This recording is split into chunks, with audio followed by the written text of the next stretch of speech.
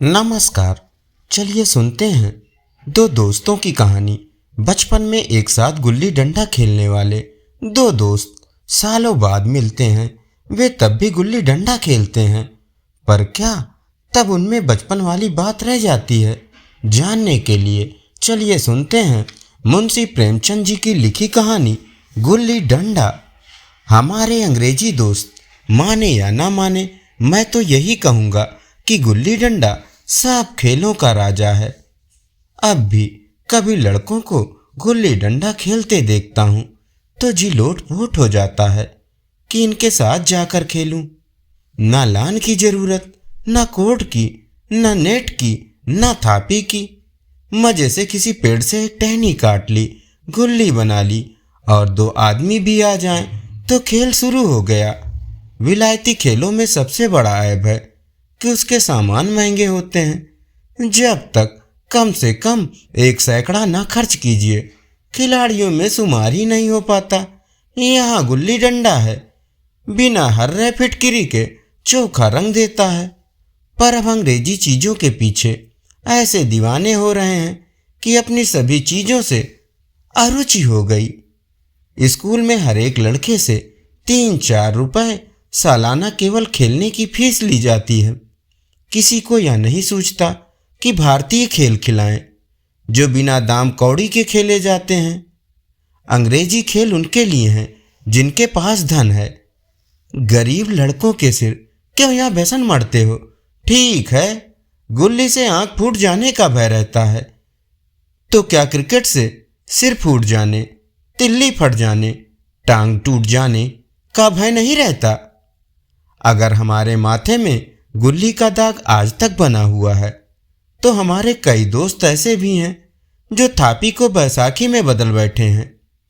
ये अपनी अपनी रुचि है। मुझे गुल्ली ही सब खेलों में अच्छी लगती है और बचपन की मीठी स्मृतियों में गुल्ली ही सबसे मीठी है। वो प्रातःकाल घर से निकल जाना, वो पेड़ पर चढ़कर टहनियाँ काटना और गुल्ली डंडे बनाना, वो उत्साह, वो खिलाड़ियों की जमघटें, वो पदना और पदाना, वो लड़ाई झगड़े, वो सरल स्वभाव जिससे छूत अछूत अमीर गरीब का बिल्कुल भेद न रहता था, जिसमें अमीराना चोचलों की, प्रदर्शन की, अभिमान की गुंजाइश ही न थी। ये उसी वक्त भूलेगा जब जब घर वाले बिगड़ रहे हैं। पिताजी चौके पर बैठे वेग से रोटियों पर अपना क्रोध उतार रहे हैं। अम्मा की दौड़ केवल द्वार तक है, लेकिन उनकी विचारधारा में मेरा अंधकारमय भविष्य टूटी हुई नौका की तरह डगमगा रहा है और मैं हूं कि पदाने में मस्त हूं। न नहाने की सुधि है, न खाने की। गुल्ली है तो जरा सी, पर उसमें दुनिया भर की मिठाइयों की मिठास और तमाशों का आनंद भरा हुआ है। मेरे हमजोलियों में एक लड़का गया नाम का था। मुझसे 2-3 साल बड़ा होगा, दुबला, बंदरों की सी लंबी लंबी पतली पतली उंगलियां, बंदरों की सी चपलता, वही झल्लाहट। गुल्ली कैसी ही हो, पर इस तरह लपकता था जैसे छिपकली कीड़ों पर लपकती है। मालूम नहीं उसके माँ बाप थे या नहीं, कहाँ रहता था, क्या खाता था, पर था हमारी गुल्ली क्लब का चैंपियन। जिसकी तरफ वह आ जाए उसकी जीत निश्चित थी। हम सब उसे दूर से आते देख उसका दौड़कर स्वागत करते थे और अपना गोइया बना लेते थे। एक दिन मैं और गया दोनों ही खेल रहे थे। वो पदा रहा था, मैं पद रहा था, मगर कुछ विचित्र बात है कि पदाने में हम दिन भर मस्त रह सकते हैं, पदना 1 मिनट का भी अखरता है। मैंने गला छुड़ाने के लिए सब चालें चली जो ऐसे अवसर पर शास्त्र विहित न होने पर भी क्षम्य है, लेकिन गया अपना दांव लिए बगैर मेरा पिंड ना छोड़ता था। मैं घर की ओर भागा, अनुनय विनय का कोई असर ना हुआ था। गया ने मुझे दौड़कर पकड़ लिया और डंडा तान कर बोला, मेरा दांव देकर जाओ, पदाया तो बड़े बहादुर बनकर, पदने की बेर क्यों भागे जाते हो? तुम दिन भर पदाओ तो मैं दिन भर पदता रहूं? हाँ, तुम्हें दिन भर पदना पड़ेगा। न खाने जाऊं न पीने जाऊं, हाँ मेरा दांव दिए बिना कहीं नहीं जा सकते। मैं तुम्हारा गुलाम हूं, हाँ मेरे गुलाम हो। मैं घर जाता हूं, देखूं मेरा क्या कर लेते हो। घर कैसे जाओगे, कोई दिल लगी है, दांव दिया है, दांव लेंगे। अच्छा, कल मैंने अमरूद खिलाया था, वो लौटा दो। वो तो पेट में चला गया। निकालो पेट से, तुमने क्यों खाया मेरा अमरूद। अमरूद तुमने दिया तब मैंने खाया, मैं तुमसे मांगने ना गया था। जब तक मेरा अमरूद ना दोगे मैं दांव ना दूंगा। मैं समझता था न्याय मेरी ओर है, आखिर मैंने किसी स्वार्थ से ही उसे अमरूद खिलाया होगा। कौन निस्वार्थ किसी के साथ सलूक करता है। भिक्षा तक तो स्वार्थ के लिए देते हैं। जब गया ने अमरूद खाया तो फिर उसे मुझसे दांव लेने का क्या अधिकार है। रिश्वत देकर तो लोग खून पचा जाते हैं, ये मेरा अमरूद यूं ही हजम कर जाएगा। अमरूद पैसे के 5 वाले थे, जो गया के बाप को भी नसीब ना होते। ये सरासर अन्याय था। गया ने मुझे अपनी ओर खींचते हुए कहा, मेरा दांव देकर जाओ, अमरूद समरूद मैं नहीं जानता। मुझे न्याय का बल था, वो अन्याय पर डटा हुआ था। मैं हाथ छुड़ाकर भागना चाहता था, माँ मुझे जाने न देता। मैंने उसे गाली दी, उसने उससे कड़ी गाली दी, और गाली ही नहीं एक चांटा जम दिया। मैंने उसे दांत काट लिया, उसने मेरी पीठ पर डंडा जमा दिया। मैं रोने लगा। गया मेरे इस अस्त्र का मुकाबला न कर सका। मैंने तुरंत आंसू पोंछ डाले, डंडे की चोट भूल गया और हंसता हुआ घर जा पहुंचा। मैं थानेदार का लड़का एक नीच जात के लौंडे के हाथों पिट गया। ये मुझे उस समय भी अपमानजनक मालूम हुआ, लेकिन घर में किसी से शिकायत ना की। उन्हीं दिनों पिताजी का वहां से तबादला हो गया। नई दुनिया देखने की खुशी में ऐसा फूला कि अपने हमजोलियों से बिछुड़ जाने का बिल्कुल दुख ना हुआ। पिताजी दुखी थे, वो बड़ी आमदनी की जगह थी। अम्मा जी भी दुखी थी, यहाँ सब चीज सस्ती थी और मोहल्ले की स्त्रियों से घराह सा हो गया था। लेकिन मैं मारे खुशी के फूला ना समाता था। लड़कों में जीट उड़ा रहा था। वहाँ ऐसे घर थोड़े ही होते हैं, ऐसे ऐसे ऊंचे ऊंचे घर हैं कि आसमान से बातें करते हैं। वहाँ के अंग्रेजी स्कूल में कोई मास्टर लड़कों को पीटे तो उसे जेहल हो जाए। मेरे मित्रों की फैली हुई आंखें और चकित मुद्रा बतला रही थी कि मुझसे उनकी निगाह में कितनी अस्पर्धा हो रही थी। मानो कह रहे थे, तू भगवान हो भाई, जाओ, हमें तो इसी उजड़ ग्राम में जीना है और यहीं पर ही मर जाना है। 20 साल गुजर गए। मैंने इंजीनियरिंग पास की और उसी जिले का दौरा करता हुआ उसी कस्बे में पहुंचा और डाक बंगले में ठहरा। उस स्थान को देखते ही इतनी मधुर बाल स्मृतियां हृदय में जाग उठी कि मैंने छड़ी उठाई और कस्बे की सैर करने निकला। आंखें किसी प्यासे पथिक की भांति बचपन के उन क्रीड़ा स्थलों को देखने के लिए व्याकुल हो रही थी, पर उस परिचित नाम के सिवा वहां और कुछ परिचित ना था। जहां खंडहर था वहां पक्के मकान खड़े थे। जहां बरगद का पुराना पेड़ था वहां अब एक सुंदर बगीचा था। स्थान की काया पलट हो गई थी। अगर उसके नाम और स्थिति का ज्ञान ना होता तो मैं उसे पहचान भी ना सकता। बचपन की संचित और अमर स्मृतियां बाहें खोले अपने उन पुराने मित्रों से गले मिलने को आधीर हो रही थी। मगर वह दुनिया बदल गई थी। ऐसा जी होता था कि उस धरती से लिपट कर रोऊं और कहूं, तुम मुझे भूल गई, मैं तो अब भी तुम्हारा वही रूप देखना चाहता हूं। सहसा एक खुली जगह में मैंने 2-3 लड़कों को गुल्ली डंडा खेलते देखा। एक क्षण के लिए मैं अपने को बिल्कुल भूल गया कि मैं एक ऊंचा अफसर हूँ। साहबी ठाठ है, रौब और अधिकार के आवरण में जाकर एक लड़के से पूछा, क्यों बेटे, यहाँ कोई गया नाम का आदमी रहता है? एक लड़के ने गुल्ली डंडा समेटकर सहमे हुए स्वर में कहा, कौन गया?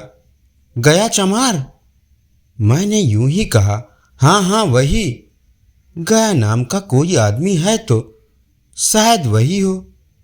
हाँ है तो जरा उसे बुला सकते हो।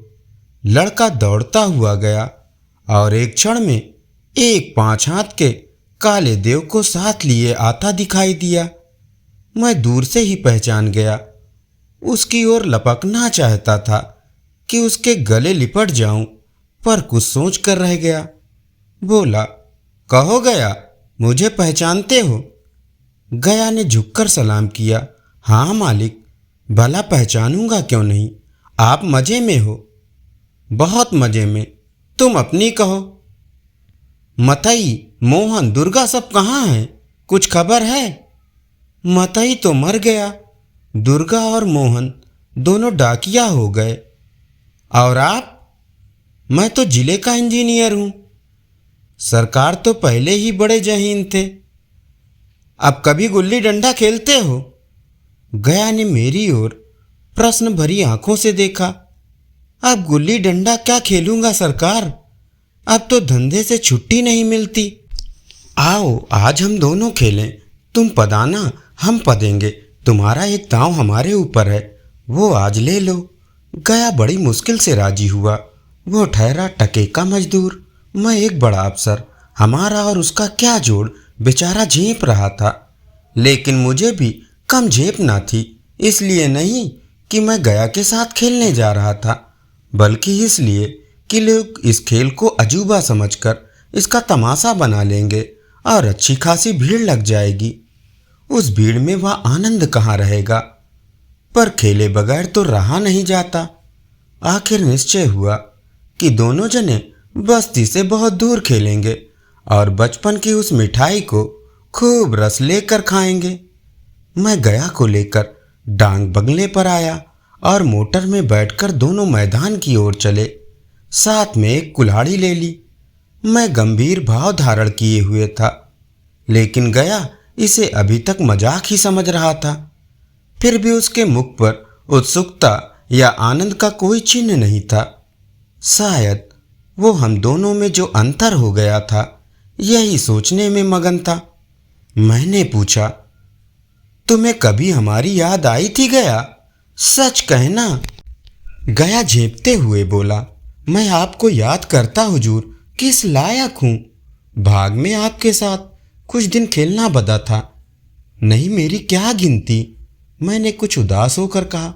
लेकिन मुझे तो बराबर तुम्हारी याद आती थी।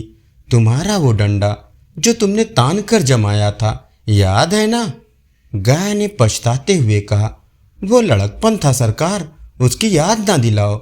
वाह, वो मेरे बाल जीवन की सबसे रसीली याद है। तुम्हारे उस डंडे में जो रस था, वो तो अब ना आदर सम्मान में पाता हूँ, ना धन में।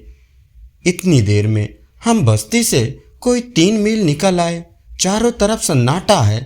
पश्चिम और कोसों तक भीमताल फैला हुआ है, जहाँ आकर हम किसी समय कमल पुष्प तोड़ ले जाते थे और उसके झूमर बनाकर कानों में डाल लेते थे। जेठ की संध्या केसर में डूबी चली आ रही है। मैं लपक कर एक पेड़ पर चढ़ गया और एक टहनी काट लाया। चटपट गुल्ली बना डाला। खेल शुरू हो गया। मैंने गुच्ची में गुल्ली रख कर उछाली।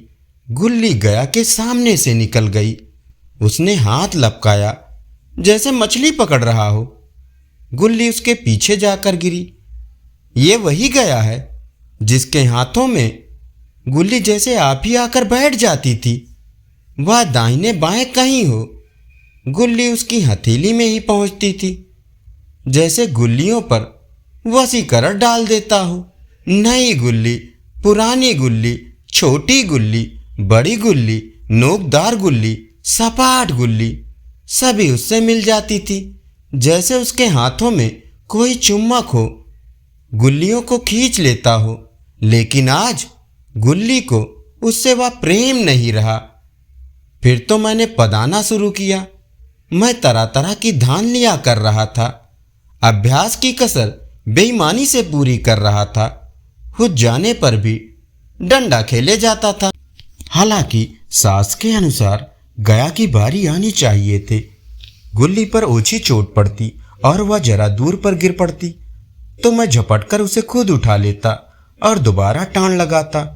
गया ये सब बेईमानियां देख रहा था पर कुछ न बोलता था, जैसे उसे वो सब कायदे कानून भूल गया हो। उसका निशाना कितना अचूक था। गुल्ली उसके हाथ से निकलकर टन से डंडे से आकर लगती थी।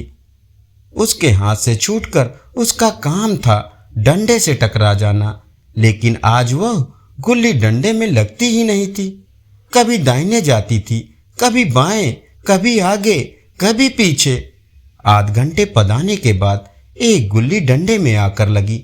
मैंने धांधली की, गुल्ली डंडे में नहीं लगी, बिल्कुल पास से गई, लेकिन लगी नहीं। गया ने किसी प्रकार का असंतोष प्रकट नहीं किया। ना लगी होगी, डंडे में लगती तो क्या मैं बेईमानी करता? नहीं भैया, तुम भला बेईमानी करोगे? बचपन में मजाल था कि मैं ऐसा घपला करके जीता बचता।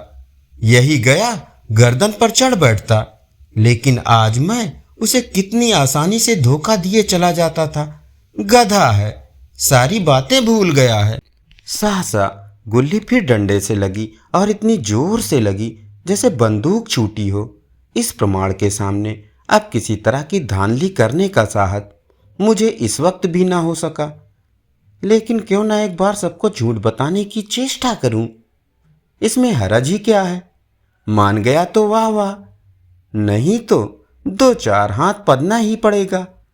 अंधेरा का बहाना करके जल्दी से छुड़ा लूंगा, फिर कौन दांव देने आता है? गया ने विजय के उल्लास में कहा।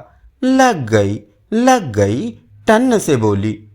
मैंने अनजान बनने की चेष्टा करके कहा, तुमने लगते देखा? मैंने तो नहीं देखा। टन से बोली है सरकार। और जो किसी ईंट से टकरा गई हो तो? मेरे मुख से यह वाक्य उस समय कैसे निकला, इसका मुझे खुद आश्चर्य है। इस सत्य को झुठलाना वैसा ही था जैसे दिन को रात बताना। हम दोनों ने गुल्ली को डंडे में जोर से लगते देखा था, लेकिन गया ने मेरा कथन स्वीकार कर लिया। हाँ, किसी ईंट में ही लगी होगी। डंडे में लगती तो इतनी आवाज ना आती। मैंने फिर पदाना शुरू कर दिया, लेकिन इतनी प्रत्यक्ष धांधली कर लेने के बाद गया की सरलता पर मुझे दया आने लगी। इसलिए जब तीसरी बार गुल्ली डंडे में लगी तो मैंने बड़ी उदारता से दांव देना तय कर लिया। गया ने कहा, अब तो अंधेरा हो गया है भैया, कल पर रखो। मैंने सोचा कल बहुत सा समय होगा या न जाने कितनी देर पदाए, इसीलिए इसी वक्त मामला साफ कर लेना अच्छा होगा। नहीं नहीं, अभी बहुत उजाला है, तुम अपना दांव ले लो, गुल्ली सूझेगी नहीं। कुछ परवाह नहीं।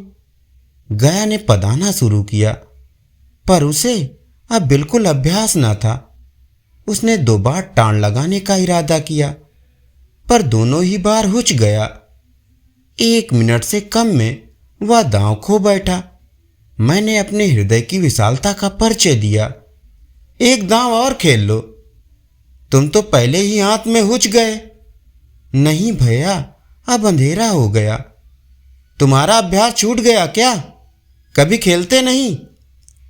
खेलने का समय कहाँ मिलता है भैया।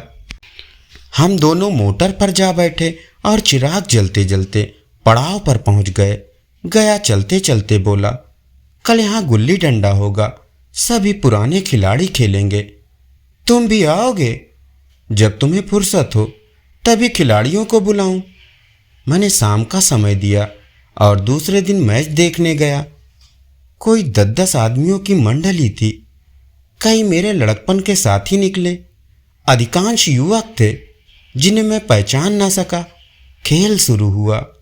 मैं मोटर पर बैठा बैठा तमाशा देखने लगा। आज गया का खेल, उसका नैपुण्य देखकर मैं चकित हो गया। टाण लगाता तो गुल्ली आसमान से बातें करती। कल की सिवा झिझक, वो हिचकिचाहट, वो बेदिली आज ना थी। लड़कपन में जो बात थी आज उसने प्रौढ़ता प्राप्त कर ली थी। कहीं कल इसने मुझे इस तरह पदाया होता तो मैं जरूर रोने लगता। इसके डंडे की चोट खाकर गुल्ली 200 गज की खबर लाती थी। फदने वालों में एक युवक ने कुछ धांधली की। उसने अपने विचार में गुल्ली लपक ली थी। गया का कहना था गुल्ली जमीन में लगकर उछली थी। इस पर दोनों में ताल ठोकने की नौबत आई। युवक दब गया। गया का तमतमाया हुआ चेहरा देखकर डर गया। अगर वो दब ना जाता तो जरूर मारपीट हो जाती। मैं खेल में ना था, पर दूसरों के इस खेल में मुझे वही लड़कपन का आनंद आ रहा था जब हम सब कुछ भूलकर खेल में मस्त हो जाते थे। अब मुझे मालूम हुआ कि कल गया ने मेरे साथ खेला नहीं, केवल खेलने का बहाना किया। उसने मुझे दया का पात्र समझा। मैंने धांधली की, बेईमानी की, पर उसे जरा भी क्रोध ना आया, इसलिए कि वह खेल ना रहा था, मुझे खिला रहा था, मेरा मन रख रहा था। वह मुझे पदाकर मेरा कचूमर नहीं निकालना चाहता था। मैं अब अफसर हूं या अफसरी मेरे और उसके बीच में दीवार बन गई है। मैं अब उसका लिहाज पा सकता हूं, अदब पा सकता हूं, साहचर्य नहीं पा सकता। लड़कपन था तब मैं उसका समकक्ष था, या पद पाकर अब मैं केवल उसकी दया का योग्य हूं। वो मुझे अपने जोड़ का नहीं समझता। वो बड़ा हो गया है, मैं छोटा हो गया हूं। धन्यवाद। अभी आप सुन रहे थे मुंशी प्रेमचंद जी की लिखी कहानी गुल्ली डंडा।